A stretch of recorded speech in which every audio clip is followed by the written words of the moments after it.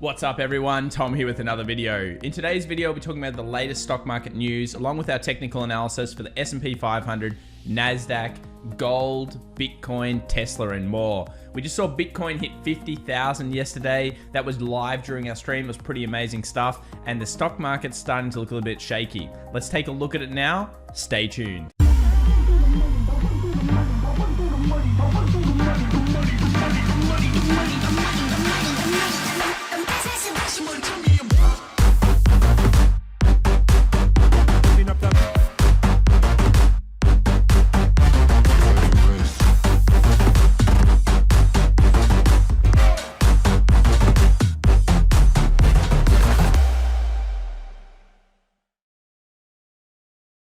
Alright guys, I hope you enjoyed the new intro. Just a quick reminder, if you're interested in live sessions, we're doing every day this week in terms of live pre-market prep for all markets. So come and join us. Remember to subscribe and check us out.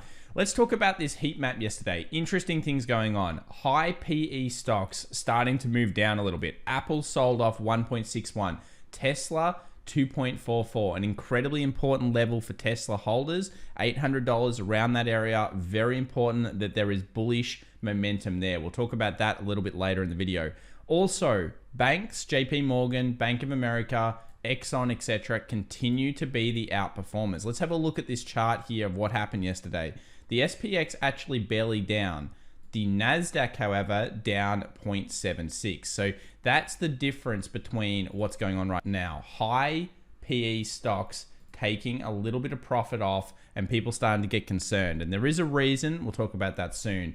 Energy sector 2.51, financial sector 1.71. We continue to think this will be the trend for the next 2 to 3 months as we're through the recovery phase and people are looking at these value sectors, and everything else was flat to down. Again, technology was one of the leaders of the downward trend. Now we're in earnings this week, so just remember things like Shopify will be happening tomorrow. We've also got Tilray, which I know a lot of people are in. We'll talk about weed stocks very, very soon, but Tilray doing amazingly well there yesterday with the recovery. Walmart as well, and Roku. So quite a few things coming through this week with earnings. The big ones are over, but there's still more to run. Now let's have a look at this article, and this basically is a very important thing that I want to discuss, and it's talking about 10-year Treasury and 30-year yields. Basically, we're looking at a 1.314% Treasury 10-year note. That's moving above the 1.2 and now starting to go towards the 1.5, and this can affect high PE stocks in the S&P 500. We take a look here. Here's 10-year minus 2-year, and you can see that gradual increase that's coming through here, but at the same time, we've also got the money supply going out of control. Then we come down here, and this is probably what I wanted to really focus on. The discrepancy, or basically the relationship between the S&P 500 high PE stocks, so things like the tech stocks, and then the US 30-year Treasury yield. So here we've got in the orange the high PE stocks, and then of course we've got the US 30-year Treasury yields. And we'll notice that there's pretty much a decline that's happened really for a very, very long time in the market. Now, last time we stagnated in higher PE stocks was pretty much during this period over here. We had a bit of a stagnation. It's been smooth sailing ever since 2008, though, since that point. Now we're starting to curve up a little bit here. The incline is incredible compared to any other incline we've had. This recovery, not only V-shaped, but incredibly high. And at the same point, notice here, when we did get some recovery, there was increase in the stock market, but it wasn't as much. Now, I think people are going to be taking some profit at this point for higher yield, kind of higher PE stocks. And this will cause more money to go into things like energy and those financial sectors at the same time. Taking profit here seems to be what people may be doing. Even Warren Buffett's starting to do this. Berkshire Hathaway actually upped their drug stock stake while also trimming their Apple position. They're trimming a higher PE stock. That's interesting to see. Another thing that's happening right now, so if that trend continues, we may have some of the bigger kind of FANG stocks declining a little bit here, and it'll now allow us as investors to get that correction level. We'll continue to watch this story on the channel. Another thing that's happening at the moment is, of course, everyone's talking about weed stocks. Now, they had that massive squeeze on them and then declined. But Tilray came back to a very interesting price, and so did, of course, Aphria. And now there's this kind of trade between trying to get Aphria up to a good level. Yesterday, 27.61% up. Tilray also up 19.41, and this particular Zuniac basically reiterated that they were increasing their 12-month targets for each. So they actually put APHA up to around 32.50 and Tilray up to 30.25 from their previous calls that were quite a lot lower.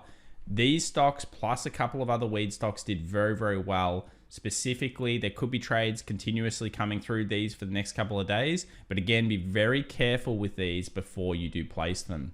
Now let's get into the technical analysis. So what did we see yesterday happen with the VIX? Well, we kind of thought about this one on the weekend. We thought about it last week, and we made the decision that 20 here in terms of this VIX indicator was a pretty interesting zone for us to think that volatility would come back into the stock market.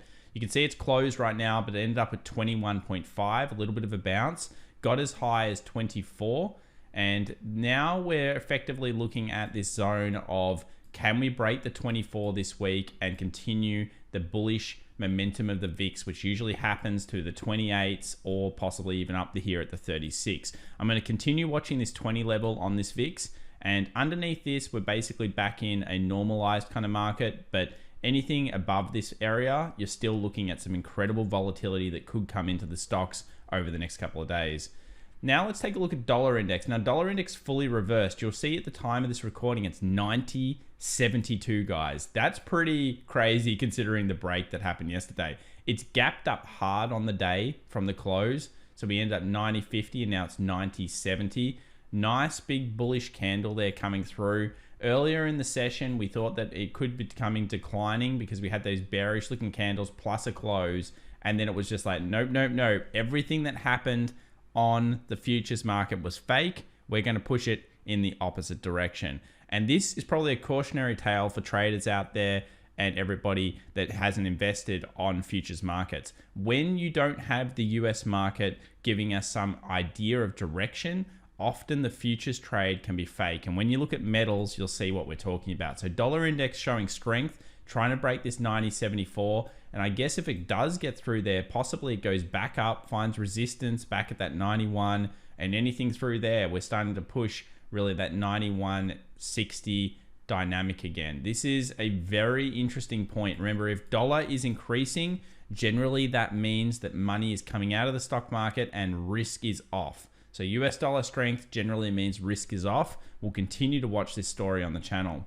Bitcoin hit 50,000 yesterday, smashed through it, then fully rejected, hit about, 50,600 depending on the exchange you were on. This 4-hour 20 moving average continues to hold the levels for us, guys. This is a very key level, very key moving average. I'll keep watching this. Bitcoin's grinding higher. It's making a series of higher lows, which is good, and it's putting pressure on that 50,000 level, which is, of course, a massive psychological. I'm going to watch it, but I will be a little bit concerned at this zone. I would like to have seen it go through already. We're going to keep watching this one, and I will say this. March is generally a negatively correlated month for Bitcoin. It's also, if we go into a stock market correction of 5% or more, Bitcoin is negatively correlated with that. So that basically means that if the stock market declines over 5%, generally Bitcoin will come with it. And after such an explosive move, I would be not very surprised if it didn't come with it again. So just be careful here at these levels. We're at a critical point, and I don't think it's time to go absolutely insane if you're not already in Bitcoin. 4-hour 20 exponential moving average looking excellent right now though. Let's take a look at gold. Gold is getting hammered. This one here, really declining hard. When we saw the gold and silver getting smashed yesterday and the stock market wasn't moving, I kind of said to everybody in the room, that's usually indicative of the stock market actually falling later. It was what ended up happening. We got here a 1791, putting pressure on these Feb lows here for gold. Do we get any lower? Let's have a look here at the weekly and talk about levels we don't want to break. So throughout this entire bull run on gold, we've held the 50 exponential moving average and bought off that zone. We're right there right now, critical area. We break through this, I think we're putting incredible pressure on. Now, has there been warning signs for gold? I would say absolutely. And the main thing is that we just keep seeing lower highs here. We do not have any strength on the weekly. The market just continuously weakens. It's crunch time here. If we get through this zone back down to probably around 1700 we could get to. 17, I'll be looking very closely at like the 1760 kind of zone, and anything under that, I'm thinking back down to the 1700 where it should hopefully find some form of support. Silver's a little bit different. Silver has been stronger than gold. Is this the area where you're buying silver? I think, again, there's too much noise in here. Yesterday, we were talking about this. We had always that 2780 zone, previous wick rejection, previous rejection here, and the 4 hour wasn't able to hold above that at this point. I've still got alerts set around this 2780 area for silver, but until it gets above there, it's not really interesting to me other than just holding longer term positions, because this is where I believe that slingshot effect into 30 will occur. Once we get through this zone, we should see some big movement up. Silver's stronger than gold at this point, and I think a lot of that is money's going out of gold into Bitcoin. I really do believe that's one of the transactions that's occurring right now. Now, we mentioned Tesla. Have a look at this run. Amazing weekly run here. Hasn't had a correction actually for some time. It's been coiling for quite a little bit and unable to break that 888 kind of level in terms of any closes above. Let's go to the daily here and just talk about this zone or this area. This is awesome structure. Now, when you see this awesome structure, you can take it two ways. It's consolidating. The consolidation can act up or it can act down. We can see buying momentum, which pushes us just underneath 1,000 because it's about $100 in terms of length. And then we can see selling momentum, which of course pushes us much, much lower. Now, at this stage, we're testing the low, and some of the candles are starting to look a little bit negative here towards Tesla. Now, look at this 4 hour rejection. We had here a 4 hour rejection. Look at the daily. Daily was buying off that level. Look at the 2 hours, bullish hammer here, bullish hammer, bullish hammer. So we know this 786 area, which we haven't got down to yet because we closed around 796. This area here consistently has buying pressure. You'll notice I boxed this up with the community as well. If we get through and we close below these wicks, I would expect heavy selling to come into Tesla. And what I mean by that is this range should be continued. That would push us back down to $700. So about what that 784, let's say we get a close at around 770, we'd probably be then pushing $70 lower to get 700. Now, for many of you, that may be a benefit and you may like that, but this will push around the NASDAQ. It will also push around the S&P 500 a little bit, and it will be a fairly significant drop, and I think quite aggressive. The thing with Tesla is it's been slow for some time. It's unusual for this stock to be that slow. So definitely watching this 800, but specifically these wicks. We close underneath those. It'll show us bearish momentum, and that's what we're looking for as traders. S&P 500, the trend line for now is holding. We've been talking about this trend line. You're probably sick of me talking about it. You're like, Tom, shut up about your trend line, man. This thing sucks. But the trend line is good for now. So basically we have this trend line coming through the SPX, the real market, and you can see the resistances here all the way through the zone. Yesterday, we were live. We were above the trend line in the futures market, the US 500 futures, but the market opened right on the trend line, right around that 39.45. It's almost like we semi-predicted that level would probably be reached. That being said, where to next?